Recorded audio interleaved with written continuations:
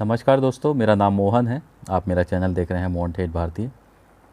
जो भी दर्शकगण इस चैनल पर नए हैं, कृपया इस चैनल को जाके सब्सक्राइब कीजिए, बेल आइकन दबाइए ताकि हमारे जितने भी वीडियोस होते हैं वो आप लोगों तक सबसे पहले पहुंच सकें।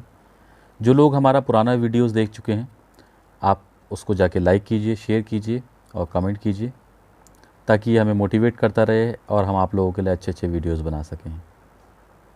दोस्तों, इस वीडियो में मैं आपको बताऊंगा जो सरकार ने नई गाइडलाइंस जारी की है लॉकडाउन 5.0 के लिए। हालांकि इस बार सरकार ने लॉकडाउन शब्द पे ज़्यादा ज़ोर नहीं दिया है, वो इसलिए क्योंकि लोगों के बीच की जो घबराहट है लॉकडाउन को लेके, वो सरकार अब इस चीज़ को समझने लगी है। सरकार ने लॉकडाउन को जारी रखते हुए भी और खोलने की भी कवायद अब चालू कर दी है। तो लॉकडाउन जो है कंटिन्यू रहेगा उन कंटेनमेंट एरियाज़ में जहाँ पे संक्रमित लोगों की संख्या ज़्यादा है कोरोना से। वो सभी काम करेंगे राज्य सरकार के दिशा निर्देश पर, और राज्य सरकारों को जो दिशा निर्देश दिए जाएंगे वो केंद्र सरकार द्वारा दिए जाएंगे। दोस्तों, ये कहना जल्दीबाजी होगी कि सरकार क्योंकि ये सब चीज़ खोल रही है तो ऐसे में कोरोना के जो मरीज़ों की संख्या है वो कम हो रही है। ऐसा कुछ नहीं है दोस्तों, संख्या दिन ब दिन बढ़ रही है, लेकिन अब समय ऐसा आ चुका है कि हमें कोरोना के साथ ही जीना सीखना पड़ेगा, क्योंकि अभी तक इससे संबंधित कोई भी वैक्सीन, कोई भी दवा बाज़ार में उपलब्ध नहीं है। तो सरकार ने ये बहुत एक अच्छा कदम किया है लॉकडाउन को जारी कर रखते हुए, और उसको अब खोलने की भी कवायद जारी करी है। इस बार सरकार ने अनलॉक शब्द का इस्तेमाल किया है और उसको 3 चरणों में रखा है, 3 फेज़ में इसको रखा है। अनलॉक 1.0 जो कि आपके जून के महीने में रहेगा, फिर आपका अनलॉक 2.0 जो कि आपका जुलाई के महीने में रहेगा, फिर आपका अनलॉक 3.0 जो कि कहा जा रहा है कि अगस्त के महीने में रहेगा। दोस्तों, इसमें सरकार तैयारियां कर चुकी है, क्या क्या खोला जाएगा, क्या क्या नहीं खोला जाएगा। और सरकार ने चीज़ें खोलने के लिए अभी जून में भी लगभग 7-8 दिन का समय लिया है, ताकि जो चीज़ें वो खोल रही हैं, मान लीजिए आपका एक होटल वो खोल रही हैं, तो वो किस दिशा निर्देश के अंतर्गत खोला जाएगा, कितने प्रतिशत आपके रूम्स खोले जाएंगे, क्या क्या सुविधाएं अभी आपके होटल्स में होनी चाहिए। इसलिए सरकार ने ये 8 दिन का समय लिया है। इसमें एक्सपर्ट्स बैठेंगे और अपनी राय रखेंगे कि क्या परेशानी खोलने से हो सकती है और किस समाधान द्वारा उसको दूर किया जा सकता है जो परेशानी उत्पन्न हो रही है। क्योंकि दोस्तों, एकदम से चीज़ें खोल देना भी एक तरीके से हड़बड़ाहट होगी और एकदम से संक्रमण फैलने का और ख़तरा बढ़ेगा, ख़ास तौर से होटल्स, रेस्टोरेंट्स, जो चीज़ें अब सरकार खोल रही है। तो मैं आपको ये बताना चाहूँगा कि इन 70 दिनों के लॉकडाउन के बाद लगभग ये मान के चलिए 80 दिनों के बाद क्या क्या चीज़ें खुलने वाली हैं। यहाँ पे जून 8 तारीख से सभी धर्मों के प्रार्थना स्थल गाइडलाइंस का पालन करते हुए खोले जाएंगे। याद रहे कि यहाँ पर आप भीड़ नहीं लगा सकते हैं। होटल्स, रिजॉर्ट्स, रेस्टोरेंट्स सभी कोविड-19 मानक पूरे होने तक खोले जाएंगे। हॉस्पिटैलिटी में फिर आपके आगे टूर ऑपरेटर्स हो गए, टैक्सी, ट्रांसपोर्ट, शॉपिंग मॉल्स खोले जाएंगे, सैलून्स खोले जाएंगे, और इन सभी जगह पर कोरोना संबंधित सभी नियमों का पालन करना अनिवार्य होगा। अनलॉक का जो महीना रहेगा वो पूरा जून का महीना रहेगा।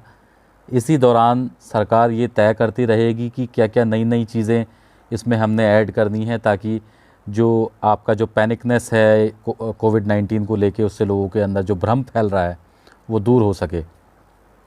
दोस्तों, इसी प्रकार अनलॉक 2.0 जो कि जुलाई में रहेगा, इसमें सरकार सोच रही है कि सारे स्कूल्स को, कॉलेजेस को, कोचिंग सेंटर्स और जितने भी शैक्षिक संस्थान हैं उन सब चीज़ों को खोला जाए।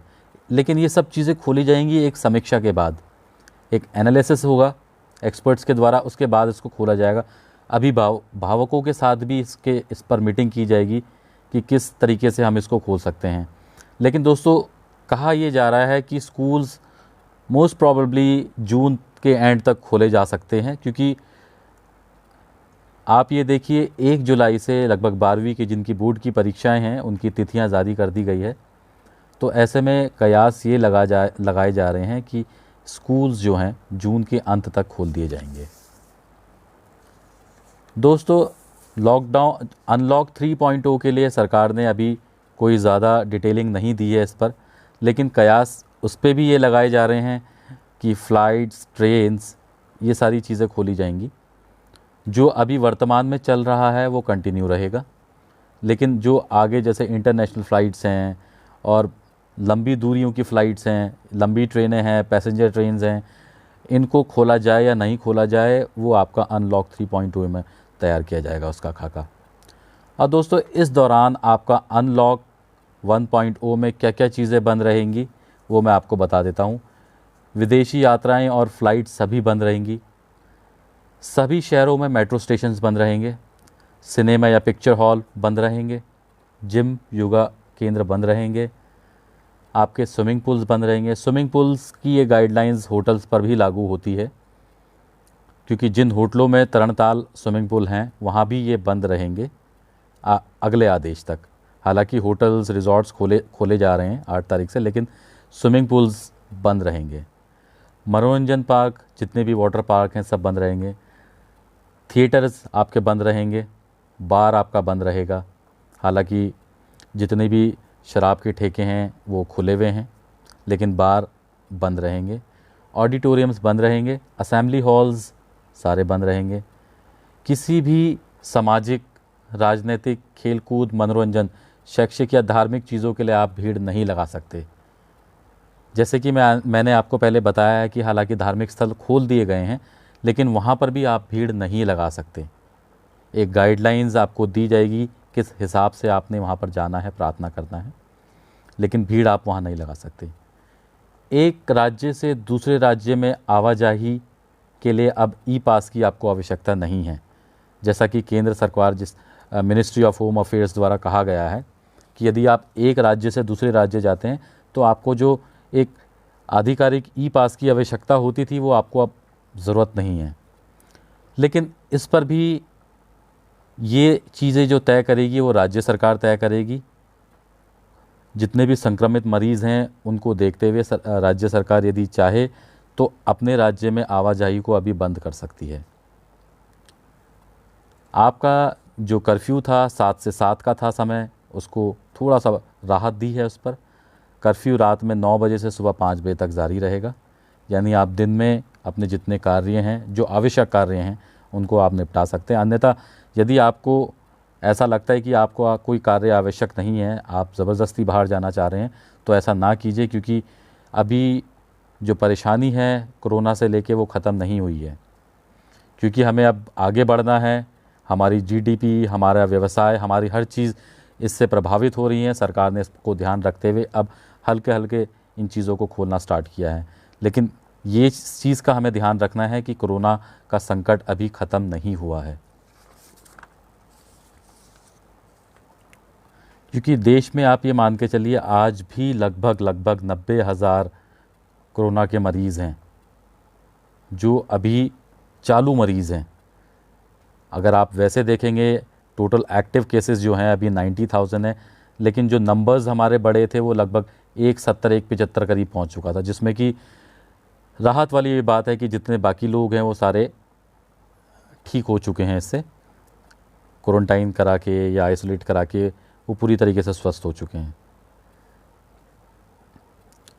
अब हमारी सरकार से कुछ बातें हम जो सरकार से पूछना चाहेंगे इस दौरान, क्योंकि देखिए सवाल पूछने का भी हमें अधिकार है। आप सब चीज़ें खोल रहे हैं, सब चीज़ें आप, कुछ चीज़ें आप बंद कर रहे हैं, तो सरकार अब जब ये चीज़ें खोल रही है, क्योंकि हमने देखा लोगों के अंदर बड़ी पैनिकनेस थी पिछले कुछ लॉकडाउन्स को लेके, क्योंकि आपने जिस समय लॉकडाउन्स किया उस समय संक्रमण मरीज़ों की जो संख्या थी वो काफ़ी कम थी, और बाद में यही संक्रमण लोगों की जो संख्या है वो काफ़ी बढ़ चुकी है लॉकडाउन 4.0 आते आते।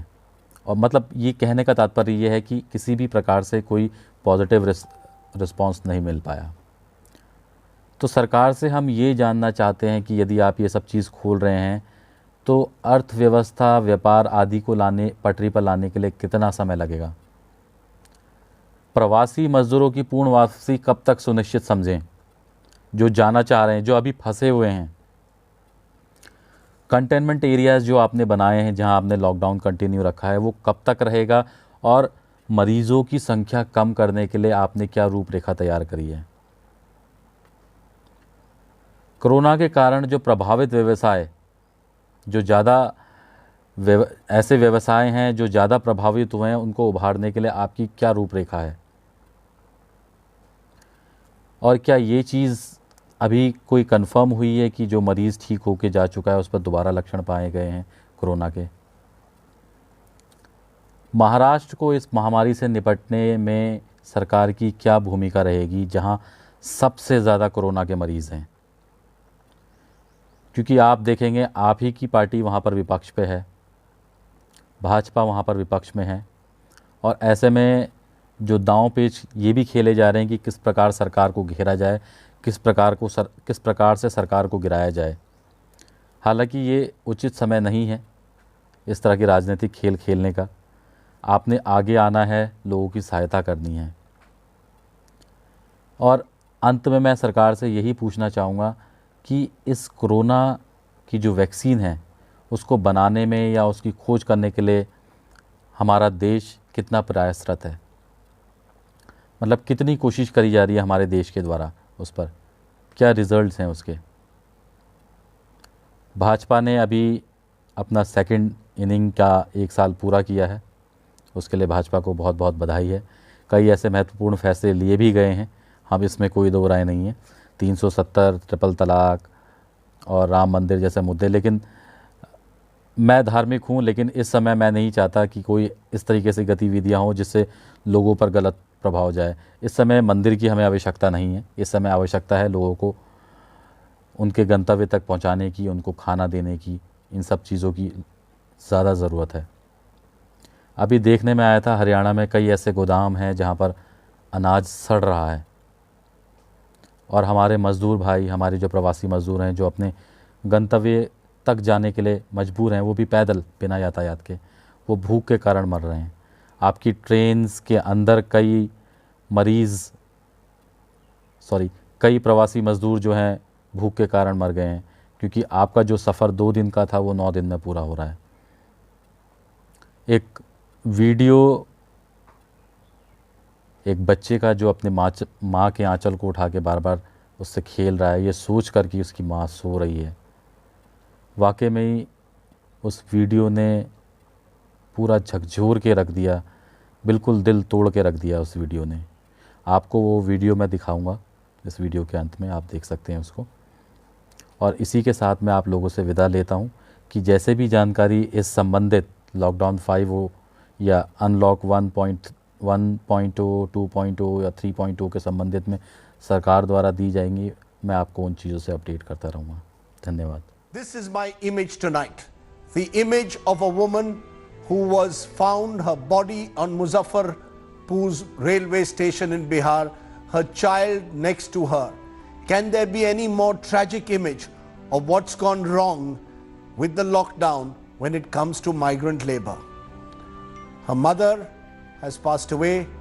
The child faces an uncertain future. Thanks for watching. Bye for now.